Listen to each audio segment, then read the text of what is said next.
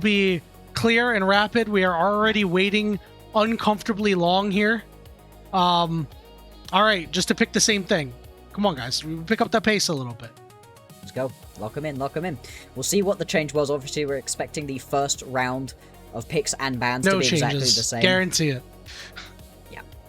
So, I mean, with how long that pause was, somebody just had to restart their PC. So hopefully whatever that was all resolved, and we're going to get the best out of everybody in this one. Should be getting the same bans once again. And so, looking back at these compositions once again, I do still like what EDG have, but again, they're looking like they're leaning into playing more of an early game style, which is what we said in the previous game, and then they didn't really do that. They ended up sitting back quite a lot, letting the game come to them, picking up what it was that AL allowed them to have. I wonder if they can replicate that in the second game, or if AL are going to be more aware of the fact that, no, they cannot afford to just slow things down. Yeah. The Rise was the issue, clearly, so it is going to be the Akali locked in. I actually think this is even worse. The biggest problem that I have when I see a Lucian Melio is when the rest of the team plays a little too individualistic. You don't necessarily need to be like, okay, Lucian is our only damage, right? But now we're playing a Trundle and we're playing an Akali. What are we actually doing here? Trundle Akali, plenty of damage, but you're really in a situation where AL has to put themselves in a bad spot. Like, a member of that team needs to put themselves in a spot where I was up too close, I got hit by a good pillar, and now I'm instantly dead. Yeah. Other than that, I mean, unless you are hitting some really insane pillars, you might get good chunks, but you're not actually going to get these kills to snowball these champions that need to go get ahead. Now, with this Galio pick, if they do elect to lock it in, this is quite a good target for the Strundle to take resistances from. Yeah, there are now good places to be stealing away from, but like you said, the setup for this Lucian really just isn't fully there. You're now looking to set up for him and for the Akali. You're going to have to take something tankier right here in the top lane, otherwise this composition just doesn't set up well at all.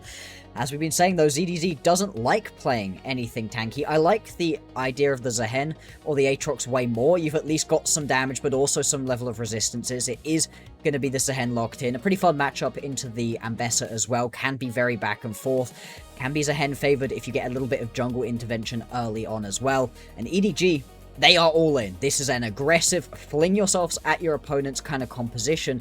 And AL, they do have tools to deal with that. How are we getting in, though? That is my biggest issue that I have here, Bloxxer. Yeah. How are we getting in? On the other side for AL, the biggest issue I have is, where is this damage? I can't find it anywhere. I'm looking under my desk. I'm looking at the wall over here. I don't know where the damage is. Now, if Breathe gets off to another great start like he did last game, boom, there's your damage. You have good, very early game damage coming out of Tarzan and Shanks, sure. So if you're able to make these early plays, doesn't really matter if you don't have a whole lot of damage later. But yeah, you are really leaning on hope for a lot of this, and Poke Varus doesn't deal the damage that it used to, and on-hit Varus is not great. It's going to have to be on hit in this game, though, right? Because you have to have the damage from somewhere. And like you said, Poke Varus just isn't going to be able to provide it. And, I mean, Poke Varus would barely be usable into this composition, really, anyway. Akali, Lucian, the two that you'd really need to be hitting onto. So much mobility from them. It's going to be hard to actually land any of those piercing arrows. We'll see what the actual decision is from him as we get on into game and get to see the runes from everybody. But for right now, yeah, the all-in potential out of EDG just... The only option is just run at your opponents. Maybe get a big ZDZ flank off, potentially. Or, as we were saying, JJ, those pillars had better be sniper accurate. We're on to Summoner's Rift for what could be the final game of the first series of the day, and not in the way you think. EDG are one win away from closing out with a 2-0 victory.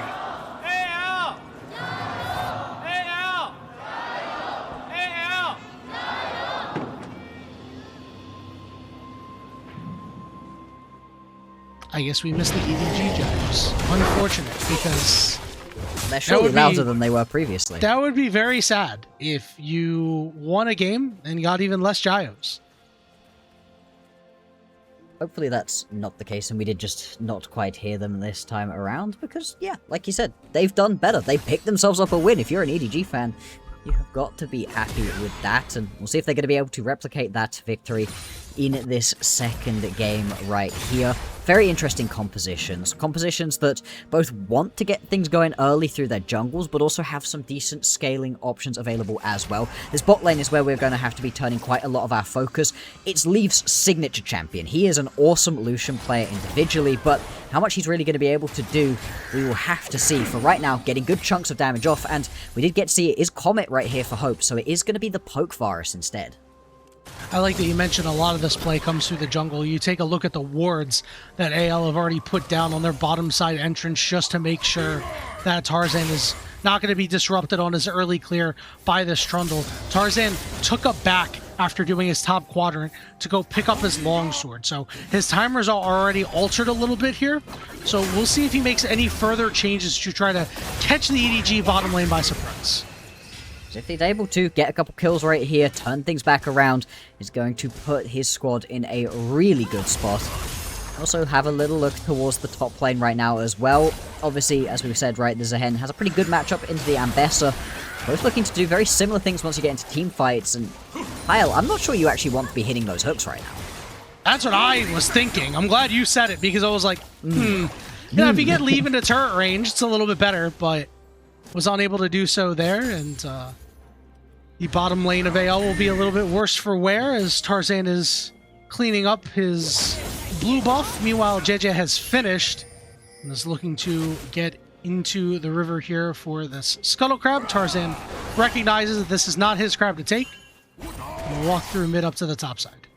But this is perfect right here for EDG. They are more than happy to give up this top lane Scuttle Crab because these top lane mid laners, they're going to be a heck of a lot harder to gank onto, and they're not going to be pushed up quite as consistently as you're expecting this Lucian Milio to be. Having control over the bottom side of the map right here is lovely for EDG. Around the lane, they are most interested in going well. Oh, Bulldog getting taunted up and taken quite low here by Shanks. So, Akali can sometimes just have a bit of a hard time in lane. Doran shield or not.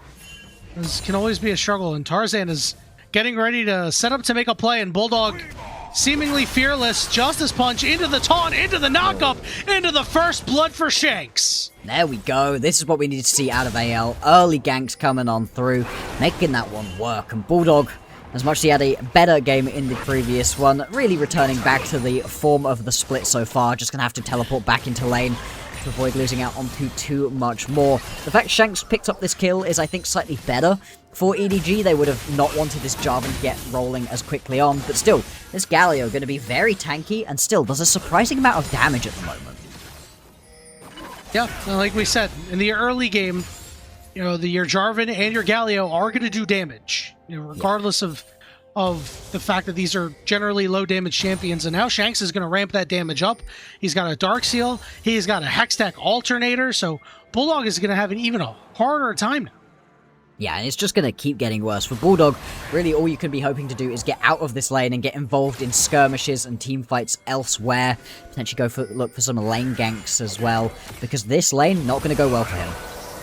Alright, heal's going to get used, and the flash is going to get used too. Good pillar from JJ. Beautiful. Does not result in the kill, but got to go and return the favor on those summoners and get that back. The first dragon of the game is now up. It's a mountain dragon, so if any fighting happens around that, Hope's got to be careful. Indeed, he does, and you really do just want to get this flash gone as quickly as possible, and it's good to see that the pillar out of JJ looking good as well, as we talked about, right? One of the few actual engage tools that you have available to you right here as EDG. So if JJ's missing those, it wouldn't be a good sign for the game going forwards, but looking good at this point, obviously. Both of these compositions have some pretty heavy spiking at their first item, but for EDG especially, right? First item onto your Lucian, onto your Akali, Trundle too, that's the point at which you really want to go, push the boat out, and get involved. Right now, Tarzan looking to potentially gank onto this bottom lane. They're very pushed up, don't really have much warding to keep them safe. Well, leave one of that plate. He will dash away. We've seen him many a time die for a plate. Not so this time around, as JJ is going to be able to clear out this pink ward. Leaving Parukia will be able to pick up this one too. So trying to eliminate the vision that AL has put down, but now JJ is split from the rest of his team, fighting over a crab that could determine level 6 here. Yep. But again, as mentioned, that good pillar means that JJ hits level 6 and is not in any danger. No, and because you don't have any camps available to you now on the bottom side of the map, we are just going to have to see Tarzan walk up towards the top side to go and try get himself that level 6. JJ, I think he could just start this Drake up now if he wants it, and once again, we're seeing EDG in control of these neutral objectives. He's done a great job so far in this series. Really something that you can write home about for a team that we've mentioned hasn't had a whole lot. JJ is now going to show up on the bottom side here, and they're going to get ready to dive. Kael's shield is up, pillar used onto Hope. Nobody tanking aggro quite yet. Hook goes down onto JJ, but this dive attempt is foiled. Yeah, just not really able to play this one out.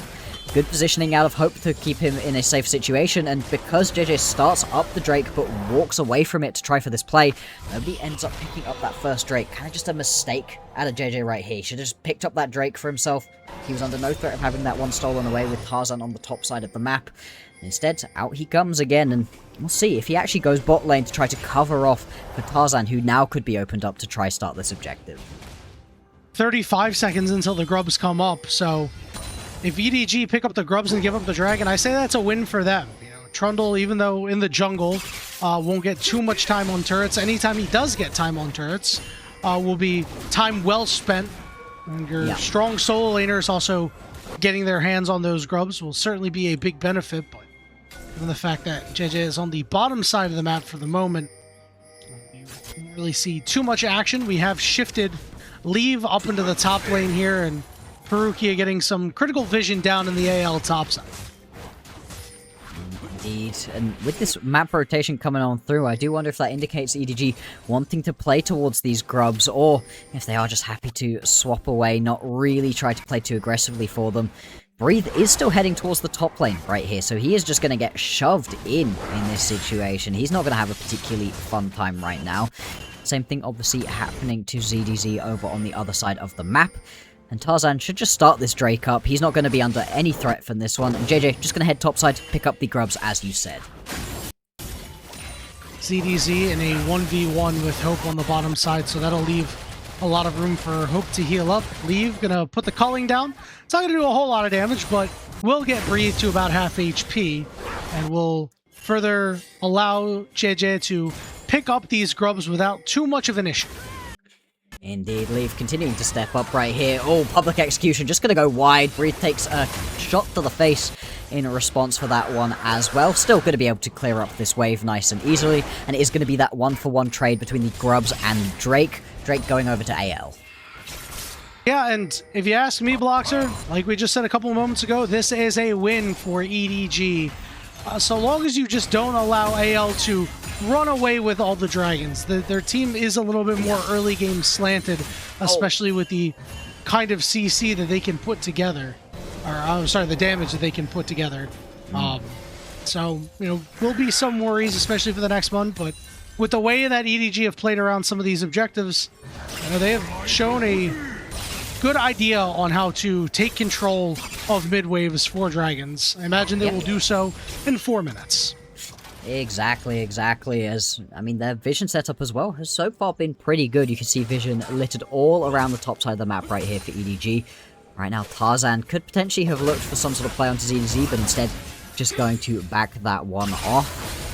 And we talked about wanting to see proactivity coming through out of these junglers. We get one good gank on Tarzan, but doesn't really do anything too much as we check in on the gold. Once again, pretty much dead even right here. Little bit favored to AL, which, as you can see, is not necessarily a good thing. Yep, as when they're up in golds, 6-3.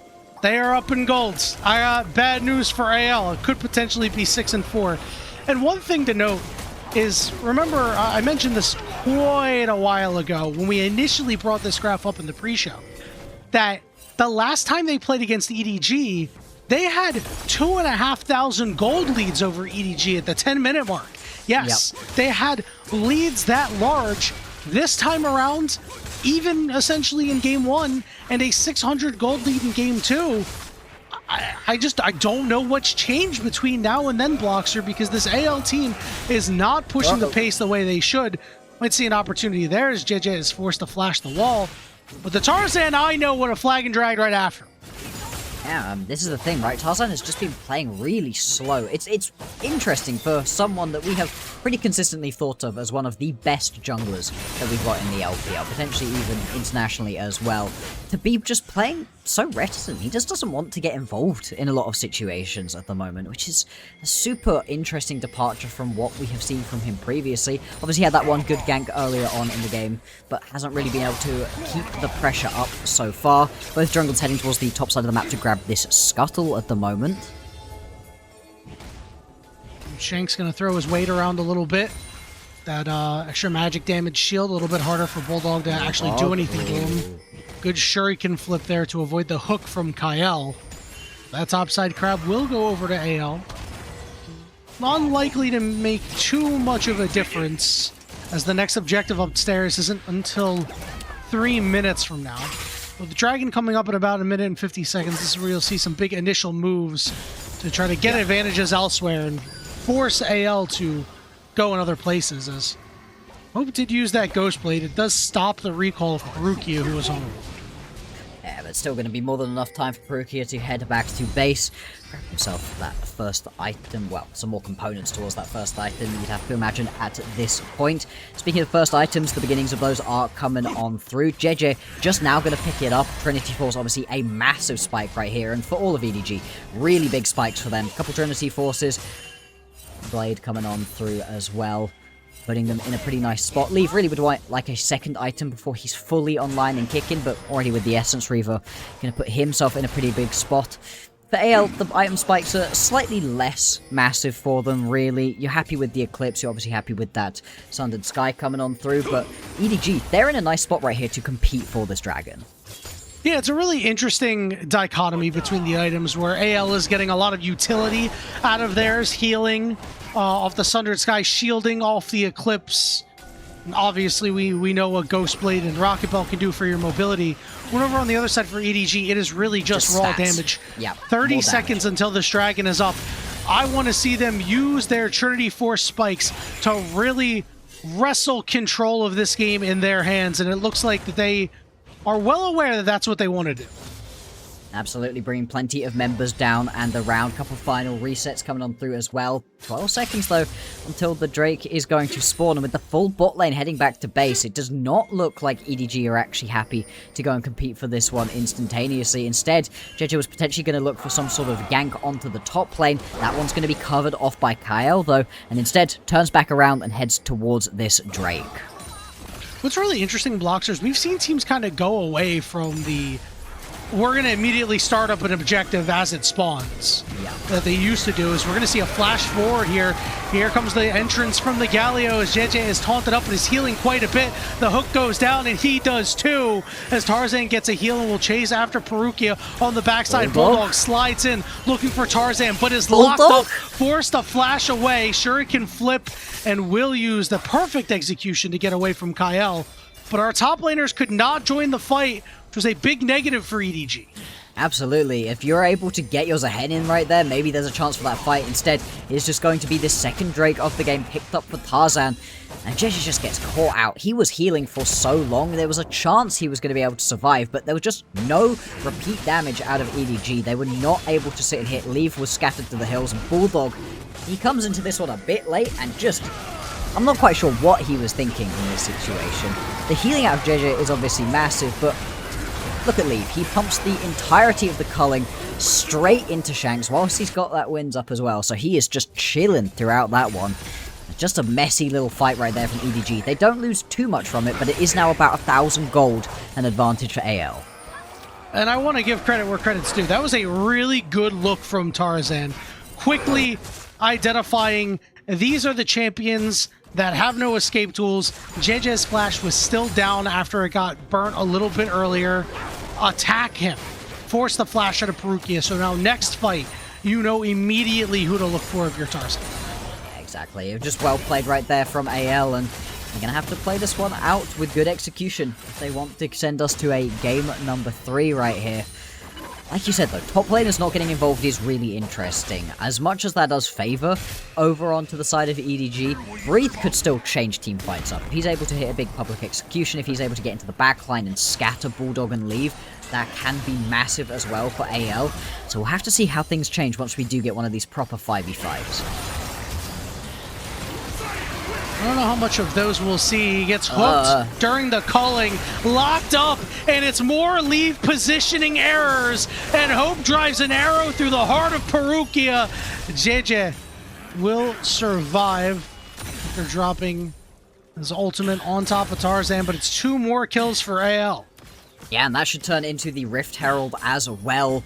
As Tarzan heads over towards that one. Like you said, mispositioning error. Just had a big mistake right there out of the leave. Stepping way too far forwards. And with just the Essence Reaver in inventory, he really just does not do that much damage. Bulldog, he does land himself the execution, but isn't going to go in and try to finish this fight off as EDZ will spot out the recalls coming through, but is not going to be able to do anything to stop this Rift Herald. So that will be Rift Herald going on down to AL. They've got a couple lower health towers available to them. The mid lane specifically is where they should be looking. Leave is now down about 1,000 gold, and the reason why that's important is because you just want so much out of your Lucian. This is the part of the game where he should be incredibly strong, should be really taking over. Didn't really get that much of a lead in lane. Now, after these last couple of fights went poorly and Hope got a lot of gold in his coffers, it's a mid-game where you have this Lucian that is unable to take over, and when that happens, your comp is just left a little bit lacking. Bulldog is having a tough time trying to assassinate anybody. You saw him get Shanks real low, but he had to hold back because he's not going to be able to kill him if you went all the way in. No, exactly, and it just puts you in a really rough spot right here. For EDG, down by 3,000 gold. Next big thing to play around will be the Drake, that's still going to be 2 minutes away. And until then, just taking out these towers right now. This top lane tower can have a huge chunk of damage taken off of it. Only 2 plates remaining on this mid lane, so wherever Tarzan decides to put this Herald down, he's just going to pick up that first tower, really open the map up for his squad. And this is a much better look out of AO, far more proactive throughout this early game. I will say they were not as active in the early game as we'd still like them to be, but past the 10-minute mark is when they really started getting going this time around. We've seen it earlier against not only EDG, but against other teams. But as long as they're just doing it, this is the AL that we expected to see. Clinical gameplay so far, making good decisions and punishing mistakes. Exactly. At this point, we're not exactly looking for them to fix every issue instantaneously, but being able to show that they can play a little bit earlier on in the game, get involved when they really need to, is a good look from them. And right now, it does just feel like there's nothing for EDG really to do. Without any hard CC to really be playing around, just the pillar as that sort of engage tool for them. How do you find picks? How do you set up this Lucian for success, this Akali for success? Chains of Corruption went down. Another hook on to leave, who dashes away, is knocked up, but will burn all the same. Cataclysm onto Jeje, and he's going to get locked up next. It's Shanks picking up that kill, and once again, it's a pick on to leave that starts the play. And Leave just once again positioning horribly right there. That's now going to cost them this tower as well. And with 30 seconds until the next Drake spawns, this is sole point for AL if they want it. It's going to be very, very tricky for EDG to be able to step themselves back up now. They've lost all of the control around the mid lane, all of the control that they were potentially looking to play through in their bottom side jungle. And it's just going to be so much darkness for them to step into. Quick resets coming through from the AO members as well. Spend that gold, put themselves in the strongest possible position going forwards. Leave, yeah, get this root on the Jeje doing? Yeah, they can't were going to go in on the Jeje. And then Leave just, I don't know. Tough. He can't beat it. Like, he's not far enough ahead to just burst somebody one tap. He's not sitting back and just throwing the culling down over the top of people. It's just stepping up into a Nautilus and expecting the Nautilus to not turn around and dredgeline you. Obviously, he's going to turn around and dredgeline you. I just don't know what he's doing in that situation. Yeah, he's done it multiple times this game, has Kael. He's just turned around and dredgelined you. So the disrespect after winning game 1 against AL, perhaps a bit of air of confidence around EDG that they should not have, perhaps. Breathe is going to knock down this top tier 1. It's So our top laner is just doing cardio for the moment, not really getting into the game, which we said was a big negative for EDG, as they are now down just over 6,000 gold at the 21-minute mark. Third dragon of the game is available. It's going to be another Chemtech soul this game, as AL are on their way down. Like you said, with this gold advantage for AL, it's well split as well. Everybody's up by a decent chunk. It means that you've got second items fully completed, the components of thirds coming through, whereas for EDG, they're just trying to scrape together enough, go for a little bit of something onto Hope, but he's able to just turn around and walk this one out. Teleport's coming in, so we do now get the top laners involved. Breathe did not see Bulldog, so Bulldog is in an unknown position. It's a good look here for EDG potentially, as Breathe has now gotten to the front line.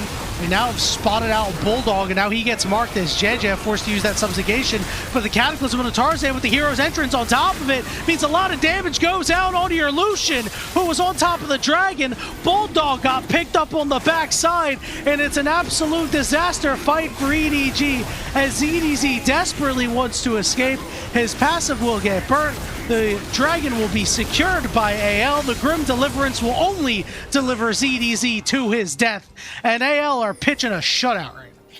They really are in this situation. I mean, when we jump into the replay, watch Leave. Watch the amount of damage that Leave does. He fully opens up with the curling, hits a couple of those taps too, and it just does nothing. It does absolutely nothing in this situation. As much as we talked about it was a cool flank from Bulldog, he just flanks himself into a bad position. Watch Leave right here.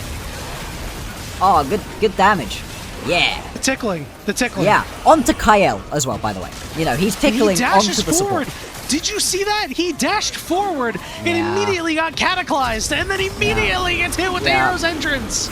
Leave and his mispositioning errors name a more iconic duo at this point, and all of that fun, all of that momentum we had from EDG after game 1. Like you said, a shutout happening right here, and at this point, 0-9, down by about 9,000 gold. It's going to take a monumental collapse from AL for them to lose this game.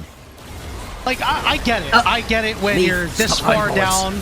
Hold on. Cullen going down, but Shanks is able to escape. Teleport going to land right on top of everybody, but Breeze's got a big shield, and the public execution goes down onto Bulldog. Bulldog's going to have to try to escape as Leave is caught in the cage. Perfect execution from Bulldog, just trying to get away, but he is slowly running out of space. The hero's entrance going down, and Leave once again on the backside without a teammate to save him. Big taunt coming down from Shanks as he's able to pick up multiple kills. The Grim Deliverance, again, not going to do much. And that is an ace for anyone's legend, and there are pings on the Baron. That's a clean ace right there for AL, and like I said, straight over onto the Baron. They don't even bring all the members, they get pushing onto these lanes already, and I really like this. AL just playing this so much better. Shanks is having a hell of a game. It's not going to show up really in terms of the damage that much, but his hero's entrances have been beautiful. The amount of space he's buying for his team right here as well, just using that Shield of Duran beautifully. Just constantly stepping up right here. This ulti from him is going to be nice too. But nobody from AL are playing badly at this point. Bulldog's getting the runaround, Leave's getting the runaround. Leave's doing his best here to try do the damage, but again, he just isn't able to keep the space for himself. The hero's entrance just absolutely destroys it. Yeah, and, you know, again, at this point, like, dashes like that, where you're just trying to get behind the Abessa, stay in range to put damage in, because you're so far behind. You have to try to make a hero play. So, you know, the worse and worse this game gets, the more and more you can kind of hand wave away some plays like that from Leave, because you just have to try something at this point, because everything that EDG have tried has failed to make an impact. It is a 13k gold lead at 25 minutes. AL very clearly not happy about what transpired here in game 1 and are looking to just crush EDG out of this game complete. Yeah, I mean, this is the thing. You said pitching the shutout, it is an absolute routing right here out of AL. They clearly got told off. Clearly had some things that they needed to work on after game number 1, and they have cleaned it up overall, but it also just feels like more of the same from EDG. Not getting anything going. Bulldog having a bad game. Leave with mispositioning errors. I mean, Tarzan jumping in right here, and he doesn't even care. Tarzan just lives! Yeah, Tarzan just lives through all that. There's that hero's entrance, and then Breathe creating a lot of space. Bulldog on the bottom side, not able to do much. That Grim Deliverance goes down, but the members of EDG continue to drop The shutout is still intact, Bloxxer, and with only 2 standing members of EDG left, maybe, just maybe, they'll complete it. Yeah, I mean, they lost the 3 grubs. That is the only mark against them for a perfect game, but 3 grubs compared to everything else. This one is just a disaster of a matchup. 26-minute teleport coming in right here as well from Shanks to bring the extra members in, and this game is just done. Bulldog engaged on, he may be in stealth, but not stealthy enough, and AL 18-0 over EDG to force game 3. Yanni, we asked going into this game, where's the damage for AL's composition? Well, apparently we should have been asking it for EDG's composition. They had none available to them. They did absolutely nothing in that game, and all of the worries we had about that EDG composition came true, specifically the just lack of CC. You only have a pillar as your real hardest beats of CC, and that's still not hard CC. There's no proper stuns, there's no proper lockdown, and you could really feel it. Yeah, it's like I said earlier, they pick Lucian Milio, and then they just go very individualistic with the rest of their picks. Like, for as much as we kind of ragged on Leave for that game, the team composition around him was not very good. As good as the draft for EDG was in game 1, it was very, very poor in game 2, and they need to go back to the drawing board with that composition and kind of rework that, because I do think having Leave on a Lucian is pretty powerful if you pair it with a lot of other good champions up on that top side. Just not able to do that. Something that you can play around in this situation, right? Like, I don't mind the Trundle. I think the Trundle's fine in this situation. It's a pretty good pickup in the meta at the moment. It's something that you also have, like, some pretty decent history on for JJ. But for ZDZ, for Bulldog, I mean, it cannot be the Akali here. You said it, you hated the Akali. I agree in that situation. I think any sort of standard control mage in the mid lane would have been way better for them. I think the Syndra would have been perfect in this situation, buys you some extra space, does its own bits of damage as well. Instead, we just saw nothing out of EDG. If you have just tuned in and you haven't checked the game scores, you expect this to have been the first game, right? Oh yeah, this is going exactly as you would have thought. The fact that we're now heading into a game number 3 is pretty crazy, but EDG are going to have to really go back to the drawing board once again. Yeah, just 3 Void Grubs away from a perfect game, which is something you don't often see, Bloxxer. You rarely even see shutouts like this, right? Yeah. Especially at the tier 1 level. Even, the best teams versus some of the lesser teams, like a scenario like this, you at least see a couple of kills. Shanks going 7-0-7, now passing 700 domestic assists for the year, and Hope getting his 4 kills means he's got 100 in the split so far, so good for him. Awesome. And again, the first game is going to be a blemish on this. Even if AL win the next game exactly like they won this one, 24 minutes, stomp, nothing doing for EDG. They don't pick up a single kill in 2 games. You're still going to be looking at this one and going, okay, but AL, you lost to EDG.